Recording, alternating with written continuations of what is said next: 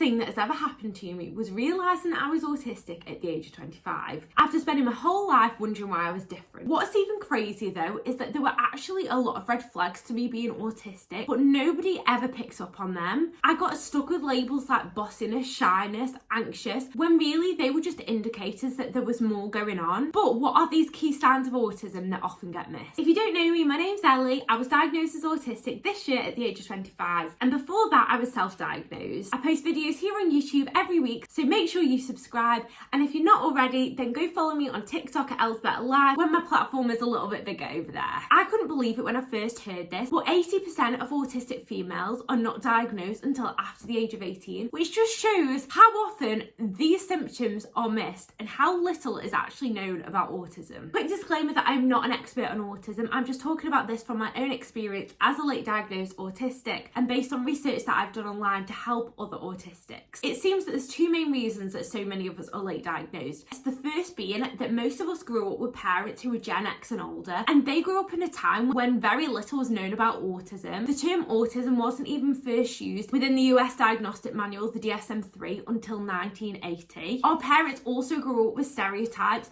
like Rain Man, and that became the default of how they thought that autism could present, alongside people like doctors and teachers. It was also widely believed that autism could only be experienced by boys and men, which accounts for the fact that even to this day, 95% of studies on autism have been conducted on males. So when we displayed autistic traits throughout our life, their first thought wasn't autism like it would be today. They just assumed that we had anxiety or other similar conditions, or even received labels like shyness, me included. The second reason is autistic masking, which is any attempt made by autistics to hide their autistic traits, and that might not even be done consciously. That could be from making eye contact even though it makes you feel uncomfortable, hiding your special interests because you're embarrassed of them, or even trying to copy the social rules so that you fit in and didn't seem like a loner. These two things created a perfect storm for us late diagnosed or late realised autistics, because not only did our parents not understand what autism was, but we also got so good at hiding it, we didn't even understand that we were autistic. So how did we expect anybody else to? At the end of the day, you don't know what you don't know. With these things in mind, and now that you know how common it is for autism to be missed, let's look at the 10 biggest red flags for autism. If you're watching this, then you probably recently realised that you could be autistic, or maybe you're just trying to understand your autistic traits more. If that's the case, then I've created a resource which will really help you on this journey of understanding yourself more. It's an autism guide which breaks down the full diagnostic criteria into categories, and you have space to input your own autistic traits. For each section of the criteria, there are about 50 different examples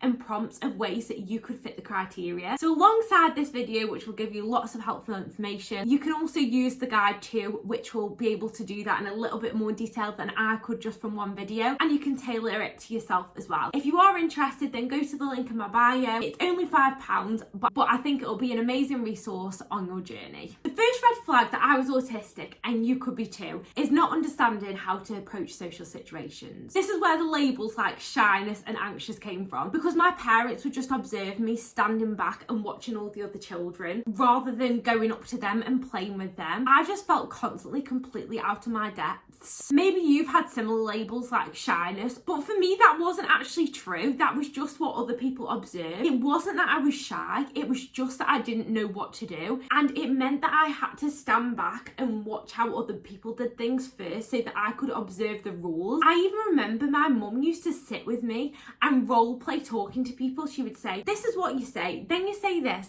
then you say that, and make sure you're smiling and make sure you're doing this body language. And in the end, my parents even sent me to a drama class to teach me how to talk to people. If you relate to this, then that could be a good indicator that you could be autistic. The second one is not understanding the emotions or expressions of others, or, and this is what caught me out at first, being hyper aware of people's expressions and emotions. It could look like you going into a social situation and you misinterpreting how other people are feeling. For example, you might not notice that they are upset. You might think that they're upset when they're not actually upset, or you might laugh at a sad situation because you don't pick up on the fact that everybody else is being serious. Or, like I said, the opposite. For me, I've had a mixture of the two, where in some situations I completely miss all of the social cues, whereas in others I'm extremely aware of the emotions and feelings of other people. I could be having a conversation with somebody and realise that they're upset without them even showing it. But again, this hyper awareness of them emotions and facial expressions situations is a learnt strategy as a result of spending your whole life getting these situations wrong, which means that your brain becomes hyper-focused on getting every micro emotion and expression right. I hope that makes sense. I'm going to come back to this point a lot during the video, but it's about having that lack of innate understanding of them things, which means that you have to logically and consciously learn them. A really obvious example for me is if somebody has a neutral expression, it makes me feel really stressed and confused because I can't work out whether they're happy or sad.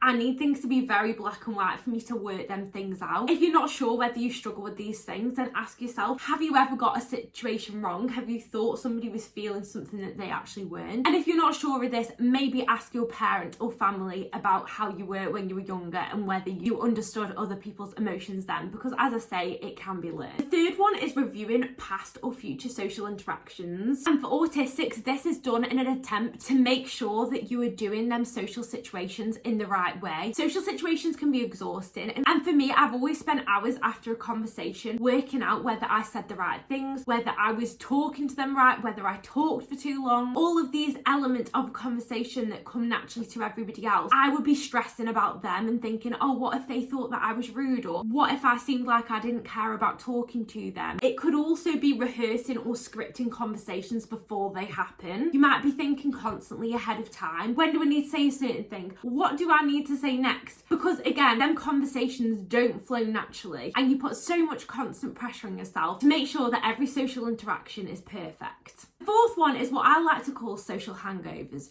which is essentially where after spending a lot of time around others, usually when you have been autistic masking, you come home absolutely exhausted and unable to function. When I was a teenager, I would go to school all day, I'd mask, I'd pretend to be happy, I'd pretend that I knew what to do in these social situations, and then the minute I came home, I would just sleep from the minute I got back up until the next morning pretty much. I never understood that this was an autistic trait. I just thought that I was tired, but turns out because I'd used so much conscious effort to make sure I was doing all of these social situations right, and because I forced myself to be around other people constantly so I didn't look like a loner, I just essentially wasn't meeting my own needs, which meant I would just be exhausted all of the time. But if you're constantly feeling exhausted by social interactions and you have this social hangover, then maybe you should be asking yourself the question of whether you are autistic. Although I'm sure you already are if you're watching this video. Number 5 is special interests, which is an intense or long-standing interest in one subject. I think a big reason that this is missed as an autistic trait is because when people think of special interests, they think of stereotypes like trains or cars or engineering, mainly associated with male-centric interests. Again, because a lot of the autism stereotypes are based on boys and men. However, for those that are high masking, in particular girls, them special interests can actually become things that are a lot more socially acceptable. When I was little, my biggest special interest was reading, and side note, I did actually have something called hyperlexia, which is a sign of autism, where I could read very, very advanced from a very early age. I actually taught myself to read when I was about 3, and by the age of 5, I had the reading age of an 8.5-year-old. I was reading books like this while everybody else was just starting on their short words, and I honestly thought that I was Matilda for this reason.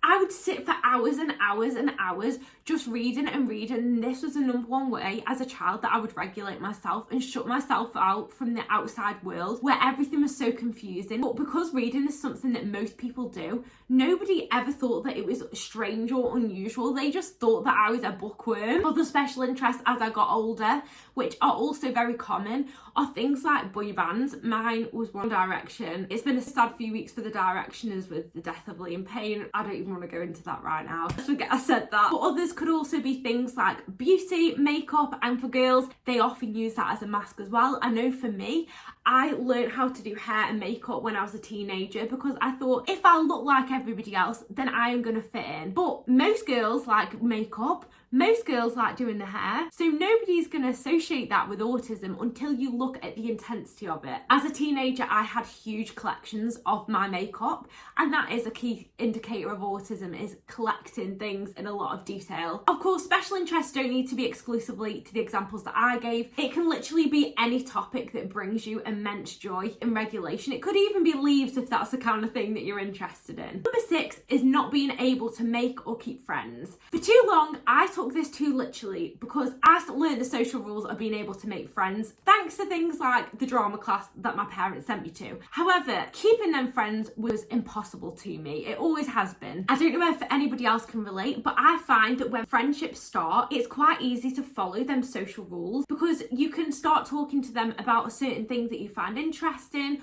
or you start having a laugh with them. But then as time goes on, because you don't understand them social norms or what behaviour you should be doing, should I be talking about this? Is this socially appropriate? Are they going to fall out with me if I want to be alone instead of spending time with them?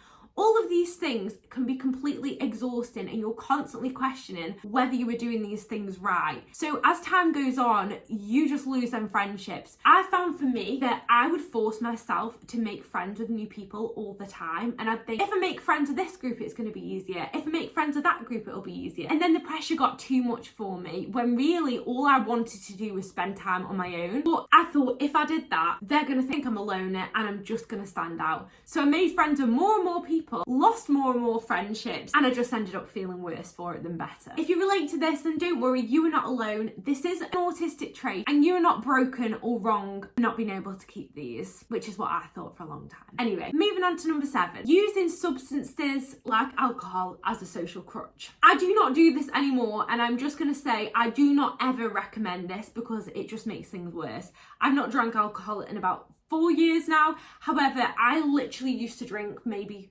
4 nights a week. Anytime I was involved with anybody else, if I was meeting up with friends or in a social group, I would just drink alcohol because it just hid how awkward and uncomfortable I felt in every situation.